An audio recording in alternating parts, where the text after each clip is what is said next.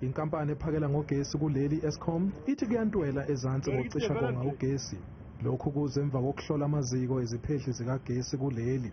Le nkampani iphinde yaveza ukuthi ikhona inqubekela phambili esiteshini esiphehla ugesi iMedupi kanye nezinye abazivuselele kabusha ukuze banqande ukucishakonga ugesi. Nokungenza ugesi ungahambi kakhulu ngesikhathi sasehlobo. Iziko laseMedupi likwazile ukuhlala lisebenza nangesikhathi sasebusika.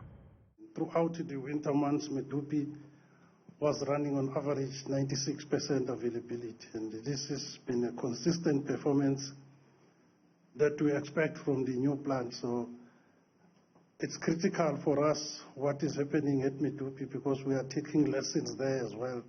Kanti sekuphothuliwe ukufakwa amanye ama-generator esiphehleni sogesi i-Quebec, kodwa ukusebenza kuzoqala ngoLwezi.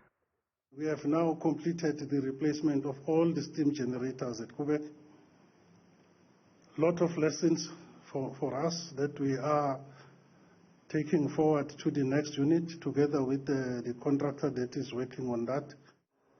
UNxumalo uphinde wathi isiphehli namanje esingakasebenzi ngendlela ikusile. Kusile critical for us. That's where the focus is. We have got the teams. Luckily at Kusile we still got our contractor partners that were building the plant.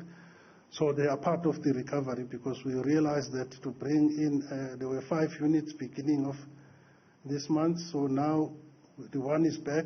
We've got 4 still need to bring. So a lot of challenges that will come with that.